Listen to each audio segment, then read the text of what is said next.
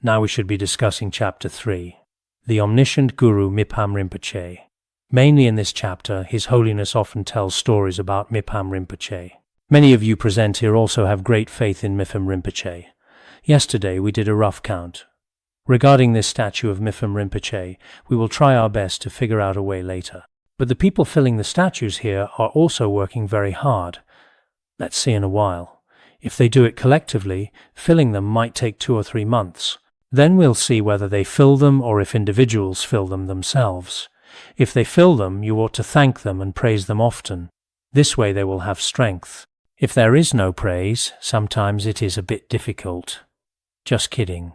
They should just do it slowly. We'll see when they finish, and then distribute them to everyone. Anyway, we counted a while ago. After counting, everyone registered. After registration, we will try our best to get 1 statue for each person. So, regarding Mipham Rinpoche, Section 13. Towards the words of the Guru Mipham Rinpoche, it is not just like what people often say, being attached to the idea that one's father's bowl is very clean. This is in Mipham Rinpoche's debate writings with Geshe Rabsal, where he also used this metaphor. Actually, among Tibetans there is a lot of that. Generally, a son thinks his father's bowl is very clean, but now it seems many young people feel their father's bowl is not clean. Maybe there is this. But in Tibetan Regan, since they are one family after all, being his son, he feels his father's bowl is very clean. Whether it's a kind of pride or a kind of trust, it's like that. His Holiness said, his case is not like this saying. Rather, his words truly have inconceivable and thought-provoking meanings. For those of us who have studied the commentary on the ornament of the middle way, studied logic, and studied many texts, Mipham Rinpoche indeed, even when I am translating, it seems very intimate. I feel that for some of his content, as long as you read it a few times, you naturally understand it. Many Khenpos and Khenmos here should also have this feeling. So this kind of content of his indeed has very special meaning. The reason he has such qualities is that he is a person who possessed the power of full awareness from birth. His wisdom was already perfect as soon as he was born. Someone like Mipham Rinpoche. In India there was only Chandragoman. He debated with non-Buddhists from a young age. The person who debated with Master Chandrakirti, and in the snowy land of Tibetan region, only Mipham Rinpoche. For example, layman Chandragoman, he wrote a treatise when he was 7 years old and subdued his opponents. On one hand, he displayed miraculous powers. On the other hand, the treatise he composed subdued all the non-Buddhists. And Mipham Rinpoche also, when he was 7 years old, composed the Beacon of Certainty. Mipham Rinpoche later said that he looked at the Beacon of Certainty in his later years, although some words, because it was written while playing at a young age. So there were some adjustments, but the meaning had nothing unreasonable. So it was never changed. At that time he had a teacher. When the teacher watched him, he wrote the Beacon of Certainty while playing. So now, many of us have studied the Beacon of Certainty. Being a treatise written at age 7, it's a bit. At age 7, some of us hadn't even graduated from kindergarten. For other masters, there is a difference between having perfected wisdom and not having perfected wisdom. For example, Vidyadhara Jigme Lingpa said, the omniscient Longchenpa also had stages of perfected wisdom and unperfected wisdom. His Holiness has great faith in Mipham Rinpoche to the point that he starts to lower Longchenpa. For example, the gathering of profound oceanic clouds. This is in the Khandro Nyingma. Everyone should have received the lineage this year. In the past, when I first arrived, His Holiness taught this guidebook. This is Longchenpa's guidebook on the Khandro Nyingma, which is very good. It was composed when his wisdom was not yet perfected. Lama Yangtig, etc. were composed when his wisdom was perfected. This is what Jigme Lingpa said. So Longchenpa is also. Sometimes when he praises himself, you can say, this treatise of yours was composed when your wisdom was perfected, or composed when it was not perfected.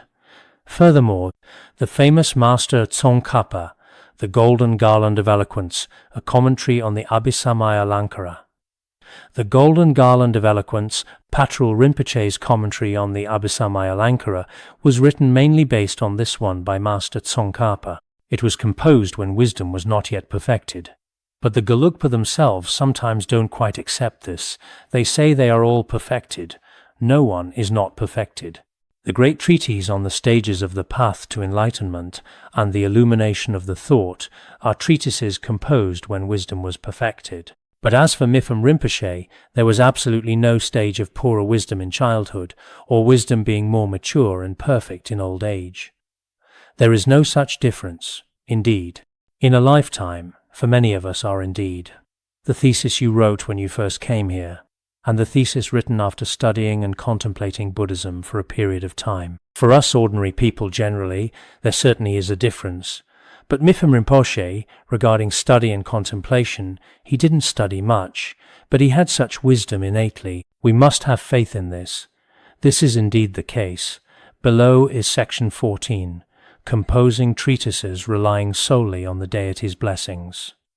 What was Mipham Rinpoche like? The Guru Mipham Rinpoche said he once received from Patrul Rinpoche the way of the bodhisattva which resonated with him. Didn't I say 7 days earlier? Right. Apart from that, he had never listened to the Dharma. When composing treatises, he would pray to the Yidam deity and rely on the deity's blessings. Unlike reading 10,000 books, or compiling others' statements to compose a treatise. When we compose a treatise, we might consult many Dharma texts. Or read desperately, and then write desperately. But Mipham Rinpoche was not like this. If he composed spontaneously, it flowed out from his wisdom. Although he was Manjushri Bodhisattva, specially manifesting in the form of a spiritual teacher, but generally speaking, due to the shallow merit of sentient beings in the degenerate age in general, and especially the shallow merit of Nyingma practitioners, he did not accomplish the benefit of sentient beings as he wished. This is what Mipham Rinpoche himself also said in his later years. He said at the end, "Now I am going to the eastern realm of Abhirati." Mipham Rinpoche said, "Originally I was a certain bodhisattva who specially came to the human world. But because the merit of sentient beings in the degenerate age is shallow, especially the merit of Nyingma practitioners is shallow, he could not accomplish the benefit of sentient beings as he had imagined." So, in our Larung daily chant book, there are many Mipham Rinpoche's Vajra words.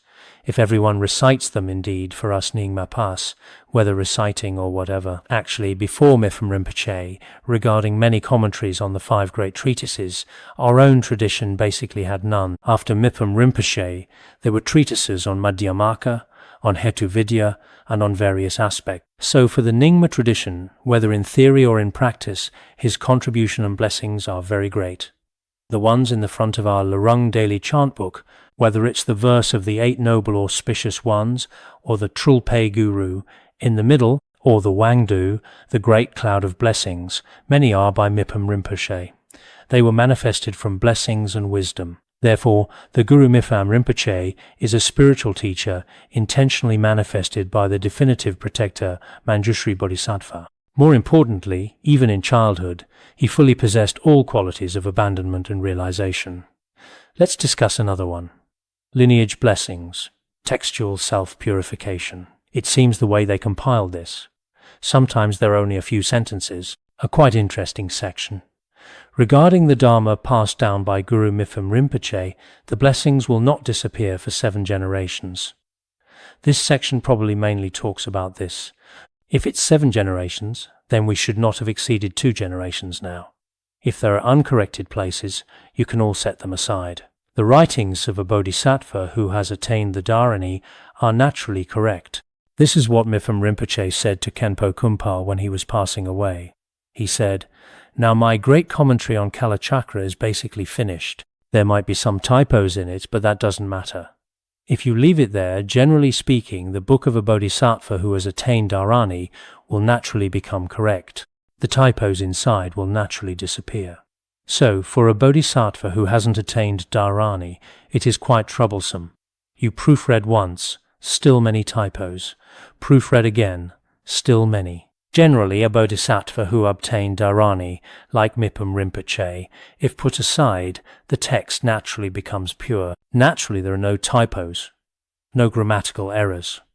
This situation is recorded in the biographies of most masters. This situation is that even without proofreading, it naturally becomes correct. This situation, right? Maybe. Okay, let's stop here for today. Solumdei tanche zubanya tonani bedana banshi jirka nanchi radlong chubai zhubun zolen rowa zhurvarisho bandar gara badna azadarda